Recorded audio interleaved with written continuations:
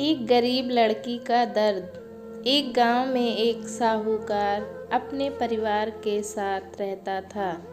परिवार में उसकी पत्नी, एक बेटी और एक बेटा भी था। उसके पास शानदार बंगला, नौकर चाकर, गाड़ियां और सब शान शौकत का सामान भरा हुआ था। गरीब लोगों को बहुत ज़्यादा सूद ब्याज पर कर्जा देना उसका शौक था। अक्सर लोग तंगी के दिनों में या किसी त्योहार, शादी ब्याह के मौके पर उस साहूकार से कर्जा ले लेते थे। जब फसल अच्छी होती तो थोड़ा थोड़ा करके उतारने लगते, लेकिन जिस वर्ष सूखा पड़ता तो कर्ज तो छोड़ो, गांव वाले सूद तक नहीं दे पाते थे। इसी का फ़ायदा उठाकर साहूकार उनकी ज़मीनों पर कब्ज़ा कर लेता था। कब्ज़ा कर उन्हें बेच देता और खूब पैसे कमाता। इस धंधे में उसका बेटा भी उसकी मदद करता था। दोनों बाप बेटा हर समय किसी न किसी गरीब की ज़मीन हड़पने की योजना ही बनाते रहते थे। एक दिन शहर से एक व्यापारी आया और साहूकार से गांव में ज़मीन खरीदने की इच्छा बताई। साहूकार की खुशी का ठिकाना न रहा। घर बैठे बिठाए ज़मीनों का ग्राहक मिल गया था। साहूकार ने उस व्यापारी को बहुत सी ज़मीनें दिखाई जो उसने कर्जे के बदले गांव वालों से अपना ली थी। लेकिन उस व्यापारी को कोई भी ज़मीन पसंद न आई। गांव में घूमते हुए व्यापारी को एक ज़मीन का टुकड़ा पसंद आया।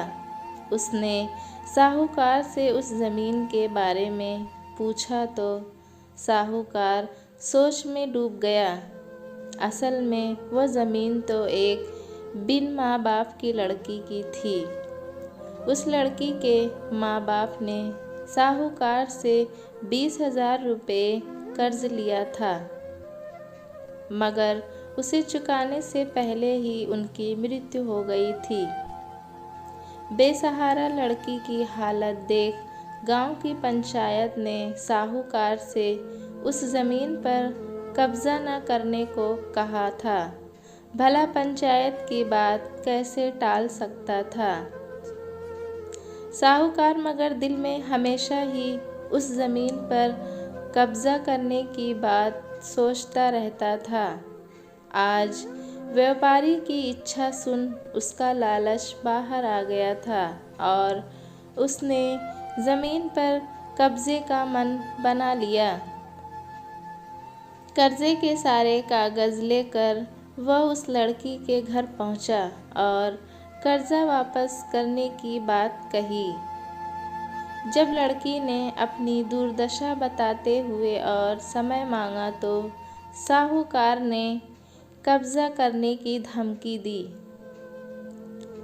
कब्ज़े की धमकी सुनकर लड़की पंचायत के मुखिया के पास गई और उसकी ज़मीन को बचाने की दुहाई लगाई।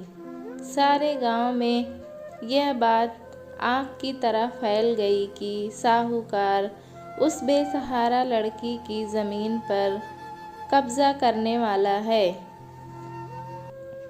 यह बात उड़ते उड़ते साहूकार की बेटी के कान में पड़ी। अपने पिता के लालच की बात सुन उसके मन में बहुत दुख हुआ।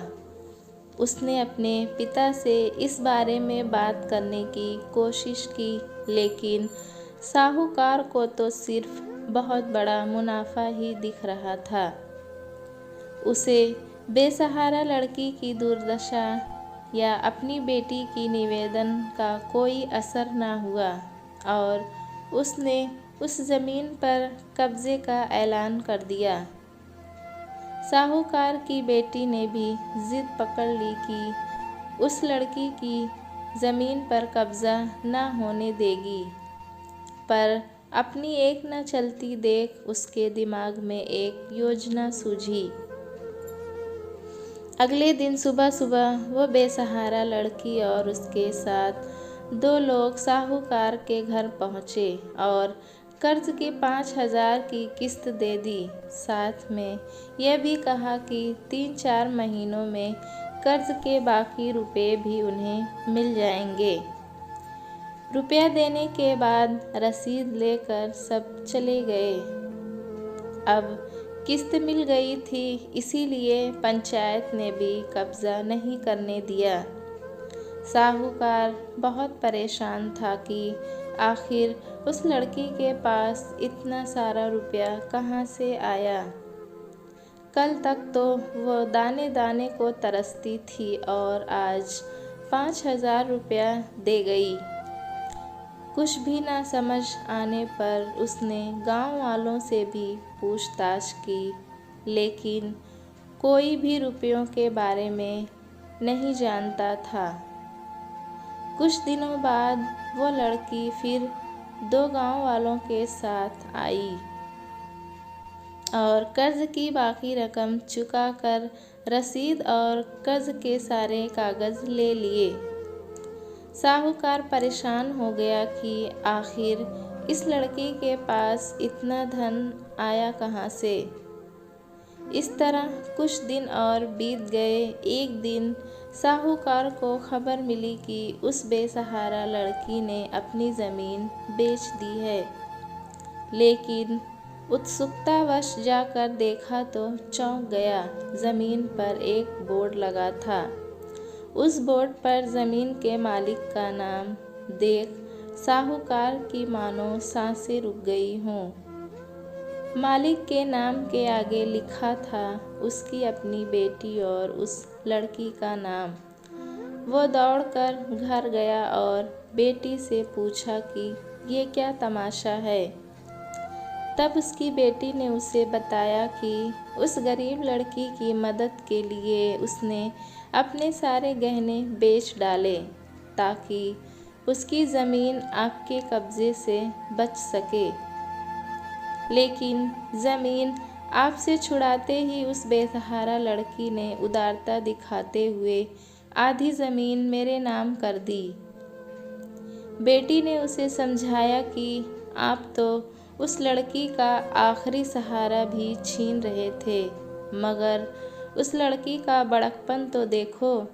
उसने ज़मीन छुड़ाते ही मेरे गहनों के बदले अपनी आधी ज़मीन मुझे दे दी। ये सब सुन साहूकार को शर्मिंदगी महसूस हुई और उसने भविष्य में कभी किसी की ज़मीन न हड़पने का वचन दिया। दोस्तों, कहानी कैसी लगी हमें कमेंट में ज़रूर बताएं। चैनल पे नए हैं तो एक लाइक और सब्सक्राइब करना ना भूलिएगा।